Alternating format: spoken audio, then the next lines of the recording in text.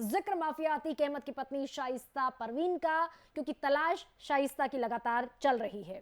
शहर शहर पुलिस की छापेमारी भी चल रही है, सर्च ऑपरेशन ऑन है।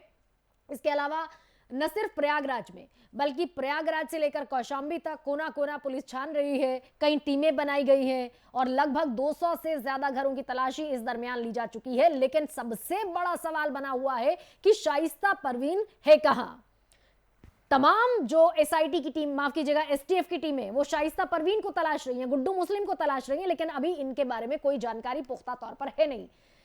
और यह भी है कि जहां जहां मुमकिन है कि शक है कि शाइस्ता परवीन वहां पहुंच सकती है अपने रिश्तेदारों के पास या फिर इनके गैंग के बाकी लोगों के पास जो उसको हाइड आउट मुहैया करा रहे हैं, वहां भी तमाम जगहों पर तलाश जारी है। सूत्र ऐसा बता रहे हैं कि शूटर साबिर, आयशा नूरी, शाइस्ता परवीन प्रयागराज और कौशाम्बी के कछार इलाके में हैं। लगातार अपनी लोकेशंस को वो बदल रहे हैं।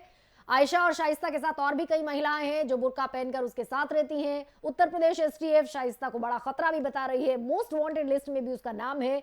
जो इनाम की राशि है वो भी बढ़ा दी गई है। आरोप यह है कि माफिया अतीक के हर प्लान में वो बराबर की भागीदार थी। उमेश पाल हत्याकांड के बाद से वो लगातार फरार है और इस बीच इतनी बड़ी बड़ी घटनाएं हुई हैं। असद का मारा जाना एनकाउंटर में, इसके अलावा अतीक अहमद का मारा जाना, अशरफ अहमद का मारा जाना, लेकिन शाइस्ता परवीन जिन एक इस तरह की भी उम्मीद थी कि जब असद को दफनाया जाएगा, उसको सुपुर्द खाक किया जाएगा, तब शाइस्ता परवीन हो सकता है अपने बेटे के जनाजे में शामिल हो, अतीक अहमद के जनाजे में शामिल हो, लेकिन ऐसा कुछ नहीं हुआ। और अभी तक ये मालूमात किसी के भी पास नहीं है कि शाइस्ता परवीन है कहां। अमिताभ यश जो कि एसटीएफ के चीफ हैं, उनकी बड़ी प्रायोरिटी अभी यही है कि जितनी भी एसटीएफ की टीमें बनाई गई हैं वो सारी टीमें सिर्फ और सिर्फ मोस्ट वांटेड फरार अपराधियों को ढूंढ पाएं।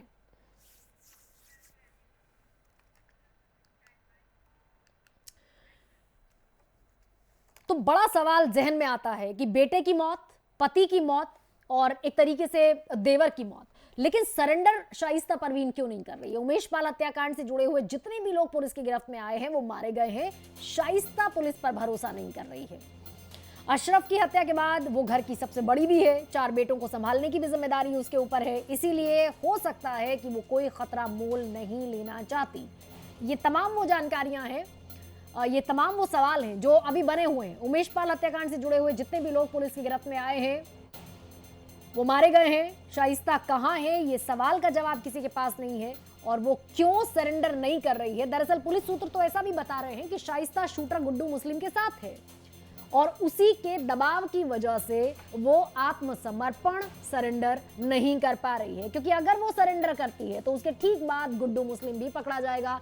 ऐसे में गुड्डू मुस्लिम ये नहीं चाहेगा कि शाइस्ता किसी भी परिस्थिति में सरेंडर करे।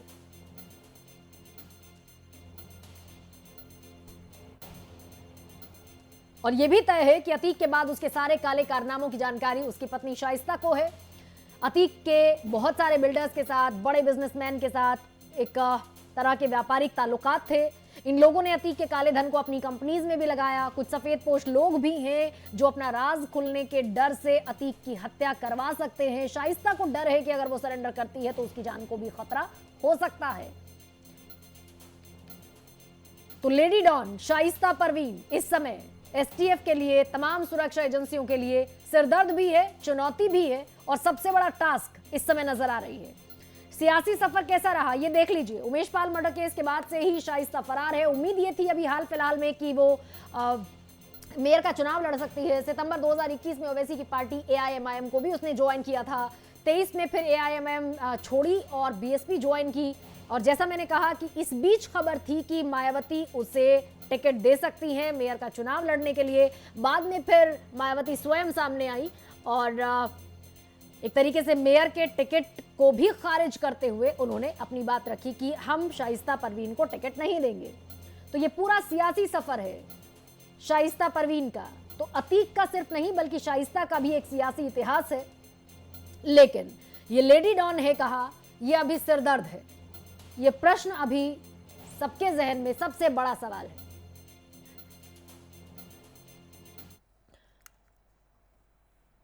तो एक तरफ शाइस्ता पुलिस की गिरफ्त से बाहर है, सारे सर्च ऑपरेशन चल रहे हैं, तमाम टीमें चप्पा चप्पा छान रही है।